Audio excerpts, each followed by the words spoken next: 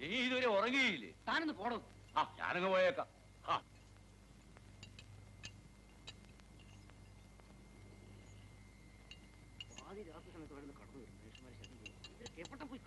താൻ എന്തായി പിറുപിറുക്കുന്നേ? എന്നും ഞാനിത് കേൾക്കുന്നുണ്ടല്ലോ.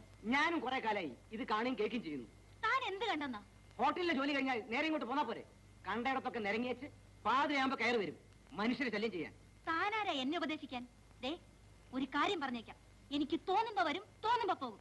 തന്റെ ജോലി ഈ പടി അടയ്ക്കലും തുറക്കലും മാത്രം. എന്റെ ജോലി എന്താണെന്ന് എനിക്കറിയാം. പക്ഷെ ഒരു കാര്യം ഞാൻ പറഞ്ഞേക്കാം, ഒരു രാത്രി ഈ പടി തുറക്കില്ല. ചുമ്മാ ഇവിടെ വെറുതെ ഒന്നും ചലിക്കാതെ ഒരാള്. ഒരു ഊർവശി.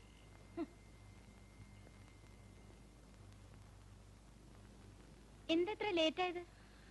ഹോട്ടലിൽ ഒരുപാട് ജോലി ഉണ്ടായിരുന്നു. ഊണ് കഴിച്ചോ? നീയോ? കഴിച്ചു.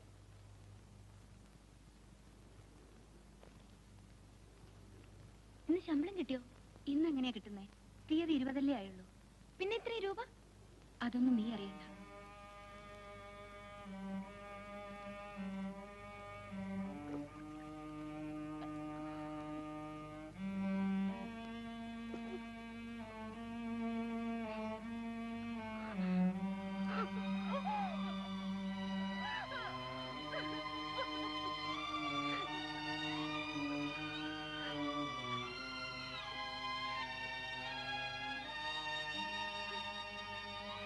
എന്താ? എന്തിനാ കരയുന്ന? ഒന്നുമില്ല. നീ ലൈറ്റ് ഓഫ് ചെയ്യ്. എനിക്കൊന്ന് ഉറങ്ങണം.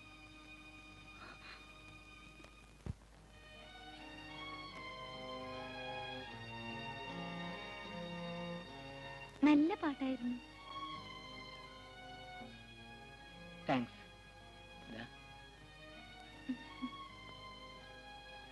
ഇത്രയും നന്നായിട്ട് പാടുന്ന ആളെന്തിനാ ഈ ജോലിയും കൊണ്ടിരിക്കുന്നേ? വേറെന്ത് ജോലി കിട്ടാൻ? മലയാളം BA-ക്കാരന് കിട്ടാവുന്ന ഏറ്റവും നല്ല ജോലിയല്ലേ ഈ ഗേറ്റ് കീപ്പിംഗ്.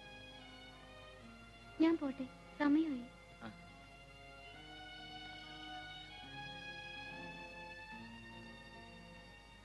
ഈ ഏർപ്പാട് ഇവിടെ വേണ്ട കേട്ടോ. ഏതേർപ്പാട്? ഈ പൂ കൊടുക്കലും ശൃംഗാരം ഒക്കെ. ഞാൻ നട്ടു വളർത്തിയ ചെടിയിലെ പൂവ് ആർക്കൊക്കെ കൊടുക്കണമെന്ന് ഞാൻ നിശ്ചയിച്ചോളാം. പിന്നെ ശൃംഗാരം, അതേക്കുറിച്ച് എന്നെ കൊണ്ടൊന്നും പറയിപ്പിക്കാതിരിക്കില്ല നല്ലത്.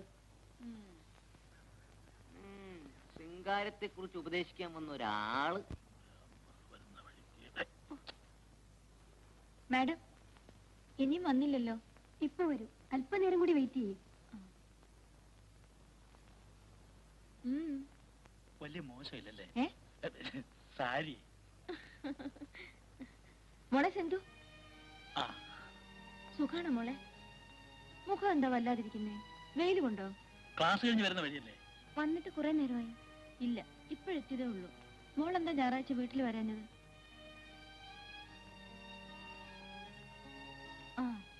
നമ്മുടെ ഗോപു നിന്നെ അന്വേഷിച്ച് വീട്ടിൽ വന്നിരുന്നു. ഇവിടെ വന്നോ? അറിയില്ല. സിന്ധു ഒന്ന് ഫ്രഷ് ആയിട്ട് വാ, നമുക്ക് പുറത്തേക്കൊന്ന് പോവാം.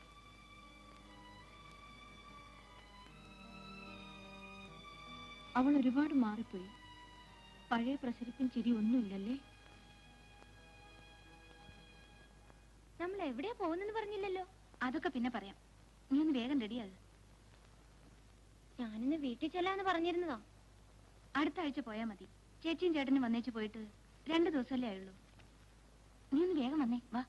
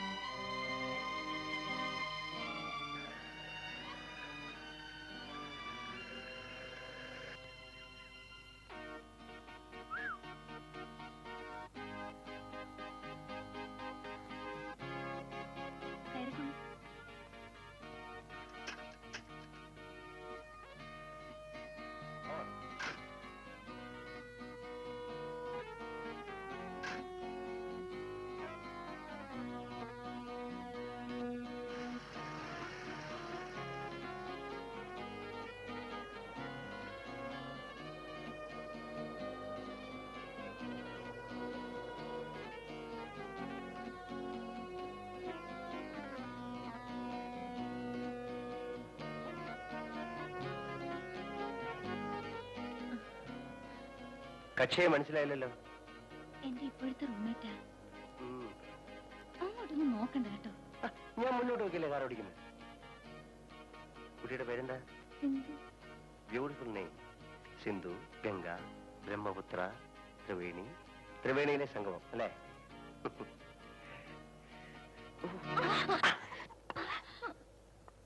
സിന്ധു, വല്ലതും പറ്റിയോ? എന്ത് പറ്റാനാ? ഞാനല്ലേ കാർ ഓടിക്കുന്നത്. ഇപ്പൊ കാണായിരുന്നു. കാണാം.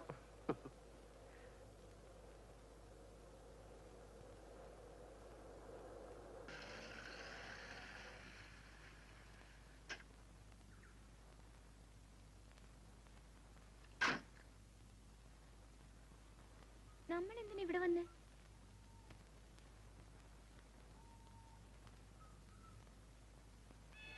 ഞാൻ ഒരു പാർട്ടിയെ കൊണ്ടുവന്നിട്ടുണ്ട്. അതിനെന്താ വിളിക്കാം. ഭാർഗവി,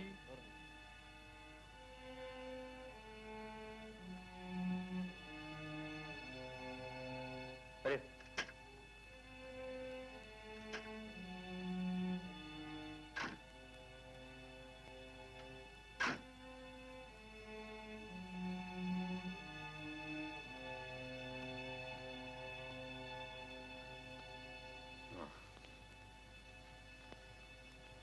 വാ മോളെ. പോ.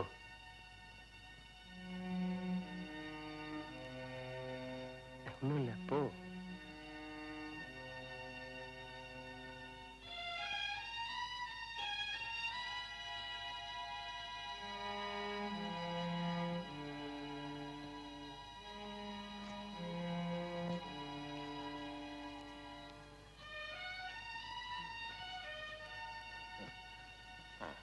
ശരി.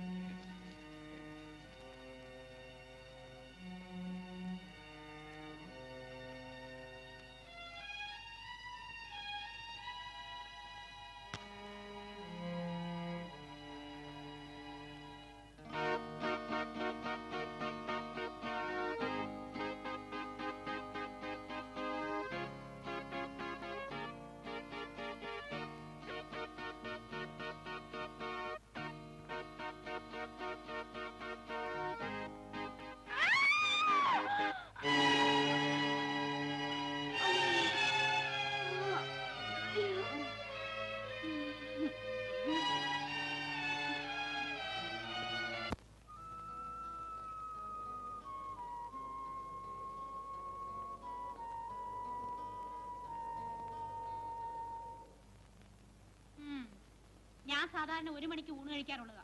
ഇപ്പൊ മണി 2 കഴിഞ്ഞു. സിന്ധു വരുമെന്ന് വിചാരിച്ചു ചേച്ചി. സോറി മാഡം, ഇനി വെയിറ്റ് ചെയ്യണ്ട, ഊണ് കഴിച്ചോളൂ. ആ, ഇനിയിപ്പൊ അത്താഴം മതി എന്ന് വിചാരിച്ചു. അയ്യോ, അതെന്താ വിശക്കൂലേ? 1/2 മണിക്കൂറേ ആയിട്ടുള്ളൂ ഊണ് കഴിച്ചിട്ട്. അത് ശരി. അപ്പൊ അകത്താക്കിയല്ലേ? ഹോസ്റ്റലിലേക്ക് ഫോൺ ചെയ്ത് ചോദിച്ചാലോ? ഒറ്റയ്ക്ക് വരാനുള്ള മടിവുണ്ടാവും. എന്തെങ്കിലും കാരണം ഉണ്ടെങ്കിൽ ഹോസ്റ്റലിൽ നിന്ന് വിളിച്ചു പറയൂലേ? ടൗൺ അല്ലേ, വല്ല ബീച്ചിലോ പാർക്കിലോ എവിടെങ്കിലും ചുറ്റാൻ പോയി കാണും. സിന്ധു, നമ്മൾ എവിടെ പോയെന്നും എന്തൊക്കെ നടന്നെന്നും ആരോടും പറയരുത്. ആ മേത്രൻ കുത്തി കുത്തി ചോദിക്കും. പെട്ടെന്ന് തലകറങ്ങി വീണെന്ന് മാത്രം പറഞ്ഞാ മതി. അവിടെ നടന്നത് എന്താണെന്ന് എന്നോട് പോലും പറയില്ലല്ലേ? അതൊന്നും നീ അറിയാതിരിക്കുക നല്ലത്. സോഫി എന്തിനാ കരഞ്ഞത്? എന്നോടൊന്നും ചോദിക്കരുത്. ഞാൻ എന്ത് വെച്ചാലും ആരും ഒന്നും പറയില്ല.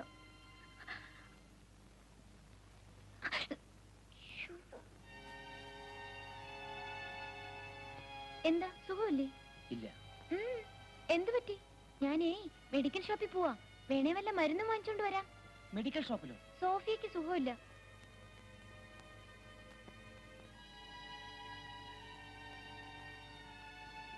എന്താ അവർക്ക് അസുഖം?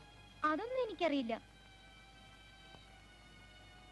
ആരോടും ഒന്നും പറയരുതെന്നാ സോഫിയ പറഞ്ഞിരിക്കുന്നേ.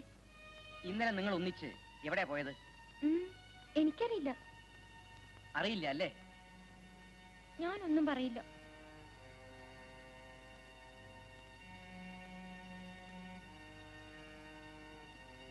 കുട്ടി, നീ വളരെ ചെറുപ്പമാണ്. നിനക്കറിയാൻ പാടില്ലാത്ത പലതുമാ ഇവിടെ നടക്കുന്നത്. നീ